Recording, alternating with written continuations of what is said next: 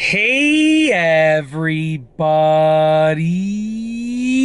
I'm here today to talk to you about 7 things that I wish I knew before having kids. These are basically 7 things that I wish I could have told myself prior to having kids, and the things that I've learned along the way. I have 4 young children at the time of filming this. They're all young, okay? I have 4 kids. They're all young at the time of filming this. Luke is my oldest. He's my son. He's 5. Olivia is the younger one, the next in line, I'll call her, and she is 3.5. And then we have twin girls, which are Claire and Kate, which just turned 1. Okay, they both turned 1, the twin girls. So Luke is 5, Olivia is 3.5, and then Claire and Kate are both 1. Okay, so I've learned a lot of things over the last 5.5 years roughly, and I want to share them with you. Okay, these are basically things that I wish I could have told myself because I learned them now. Okay, number 1, enjoy all of the moments because they are truly precious. So literally, like, every moment, in the moment, the time seems long, right? You know, the days seem long, the hours seem long, right? You know, because parenting is hard work at the end of the day. But then when you look back, it is so short-lived. When I look back at the last 5 years, you know, I remember that in the moment, sometimes when I was parenting my son, it seemed like a long day, you know, because there was a lot to do, lots to do, right? But then now I look back and I'm like, the time is gone. So enjoy those moments. And I have enjoyed all of the moments, but definitely it's something that I can just repeat over and over again. Number 2, so the number 1 was enjoy all of the moments because they're precious and they truly are short-lived, okay? Number 2, presence is better than presence, right? So literally, just to break that down, your presence with them is better than presence that you can buy them. And I've always, you know, said this over and over again, and I live this. I basically spend every waking hour possible with my kids, you know, for the most part. If basically they go to daycare and school and so forth, but when they're at home, when they're not at daycare and school, I'm with them basically 100% of the time, as much as I can be, literally, like as physically much as I can be, I am there surrounding them, okay? So presence is better than presence. Whatever you get them will not be worth nearly as much as what you can teach them or being with them. Number 3, teaching them how to do things is way better than doing the things for them, okay? Right now, with my daughter, with Olivia, like I said, she's 3.5, we're just going over putting on her shoes properly. She knows how to put on her shoes, but sometimes they're the wrong way. Sometimes the tongue of the shoe is like in the shoe, you know, and it's not like sticking out like it should be. So we're going over the lesson, and I realized that, you know, obviously I knew this from when I grew up, and just as a life rule, but teaching them how to do things is better for them, but it's also better for you, because the moment that you teach your child how to put on their shoes properly is the moment that you have to stop putting on the shoes for them. Some things you want to do with them, and you kind of want that to last as long as possible. The bedtime routine, reading them stories at night, you know, I love that. It's a key moment that I get to spend with them. So I don't want that to pass fast, but at the end of the day, things like putting on their shoes, they need to learn those things. So by me teaching them, you know, it's better for me to teach them how to do it than for me to do it for them. That's what it comes down to. With most life skills, it's just better to teach them how to do it, okay? Number 4, parenting never stops. You know, I was at work earlier today. Okay, I just finished work. I was at work earlier today.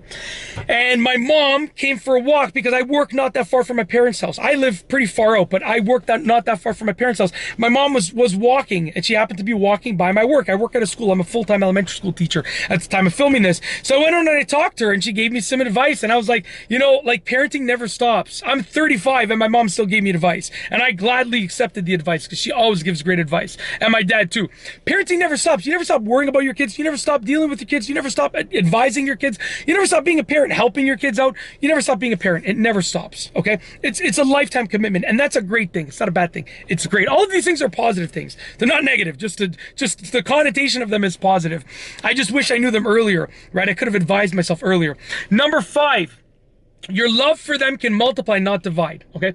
This one's a bit complicated, but essentially when we went from having just Luke to Luke and Olivia, my wife and I said, like, how are we going to, like, we were dedicating all of our time to our son. How are we going to split up the time now? How are we going to give our son the same amount of love while adding in another child to the mix, right? And then when we were having the twins, we went from 2 kids to 4 kids. So how do we divide it even more? And what you learn is that your love for your children, it doesn't divide, it multiplies. You figure out how to give them more love. There's just infinite love inside of you that you can just keep giving, right? So you figure out ways to give them more love, not divide it up. And that's a lesson that I learned, and honestly, it's a fantastic lesson. It really has done me lots of good to know that I can multiply love, not necessarily only divide it, okay? I know mathematically it might not make sense, but trust me, it works. Number 6, they will be your whole life goal.